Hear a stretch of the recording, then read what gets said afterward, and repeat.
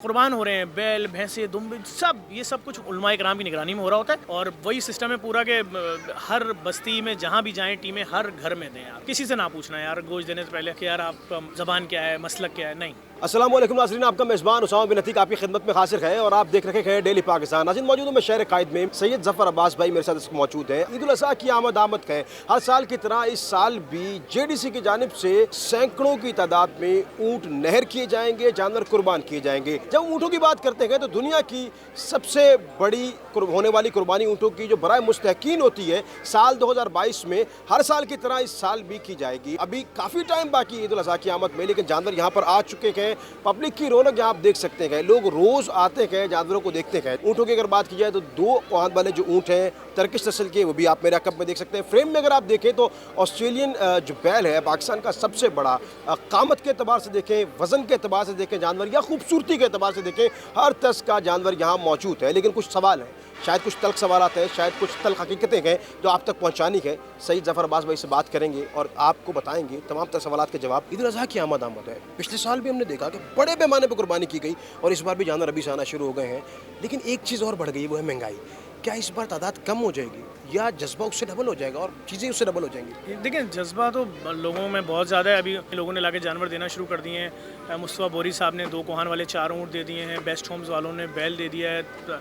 इसी तरह से समद भाई जो हैं कोकोनट ग्रुप वाले, या असद भाई हवेली रेस्टोरेंट वाले, या दीगर लोग, आतिफ जैदी हैं डिफेंस क्लेफ्ट वाले, सब ला के खूबसूरत तरीन जानवर दे रहे हैं। अभी इमरान इलेक्ट्रॉनिक्स वाले आए थे, आतिफ भाई, उन्होंने 5 टांगों वाला एक जानवर दिया, वो कुर्बानी के लिए नहीं है, और उसके अलावा 2 बड़े जानवर दिए हैं, लोग दे रहे हैं। लेकिन मैं जो इस वक्त देख रहा हूँ हाल, कि हम जो पिछले साल बातें करते थे कि हम जब कुर्बानी होती है यहाँ पर 150 ऊँट या 100 ऊँट कट रहे हैं, सैकड़ों गाय बैल कट रहे हैं, 5-5 किलो का पैकेट देते थे किसी गरीब को, तो हम ये सोच के देते थे कि भाई उसके बच्चे भी ये डिश खाएंगे, क्योंकि वो सारा साल गोश्त नहीं खाते। लोग सवाल करते हैं कि यहाँ डिस्प्ले क्यों लगा रहता है? देखें, मैं समझता हूँ बात डिस्प्ले की नहीं है।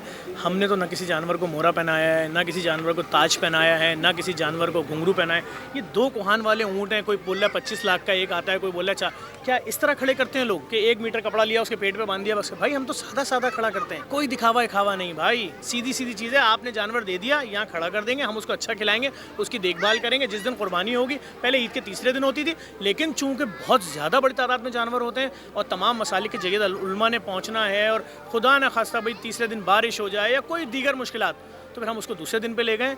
JDC जो भी काम कर रही है, ये देखें, लोग भरोसा करते हैं, लोग देखते हैं, हम उनके बुरे वक्त में उनके साथ खड़े होते हैं, रोड पे उतरते हैं। कोई अमेरिका से फ़ोन कर रहा है, भाई मेरी जानिब से 2 ऊँट ले लें, कोई कह रहा है मेरी जानिब 4 ऊँट क्यों? सवाल तो ये ना, ऊँट ही क्यों?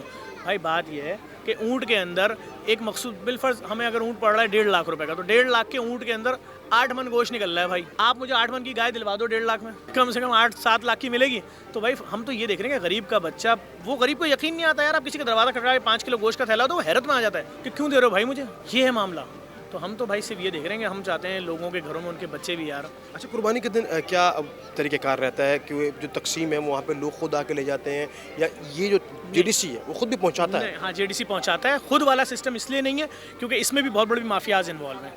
वो अपने लोगों को लाते हैं, लाइन में लगा देते हैं, और उसके बाद जितना गोश्त वो लेंगे आधा उनका होता है, आधा उस बंदे का होता है। तो ये हम ये सिस्टम समझ चुके हैं। हमारा सीधा सीधा सिस्टम है, तमाम मसाले के जगह उलमाए कराम आए हुए होते हैं, अपने हाथों से नहर करते रहते हैं। बिलफर्ज 30 ऊँट जो है देवबंदी आलिम दीन नहर कर रहे हैं, 30 बरेलवी कर रहे हैं, 30 अहले हदीस कर रहे हैं, 30 अहले तशी कर रहे हैं। फिर जो शोबिस की शख्सियात आई हैं, फैसल कुरैशी साहब जो है वो कर रहे हैं ऊँट नहर, या दीगर लोग। इसी तरह से जो कुर्बान हो रहे हैं बैल भैंसे दुम्बे सब, ये सब कुछ उलमाए कराम की निगरानी में हो रहा होता है। जिस तरह हम राशन में करते थे कोविड में कि आप किसी भी मसलक, किसी भी मजहब, किसी से ताल्लुक़ रखते हैं, लेटर हेड लाइए, हमसे राशन ले जाएं और बांट दें।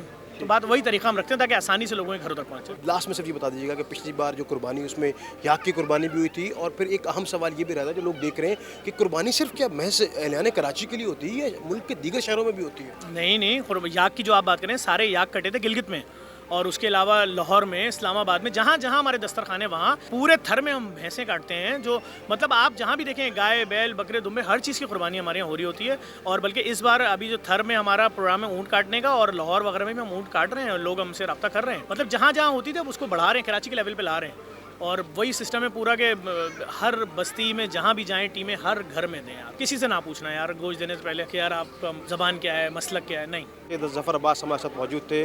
कुर्बानी के लिए जानवर हैं यहाँ पर आ चुके हैं, आने वाले वक्त में मज़ीद जानवर भी यहाँ पर लाएंगे। मुल्क के दीगर शहरों में भी कुर्बानी का सिलसिला जारी रहेगा और तमाम मकातिब फ़िक़ा जो हैं, तमाम मसालिक के लोग न सिर्फ खुद ऊँटों को नहर करेंगे, कुर्बान करेंगे, बल्कि हर मसलक में गोश्त की तकसीम भी की जाएगी। मुझे अपने मेज़बान उसामा बिन अतीक को याद दीजिएगा, ज़िंदगी ने वफ़ा की। तो आपसे एक बार फिर मुलाकात करूँगा, तब तक के लिए देखते रहिए डेली पाकिस्तान।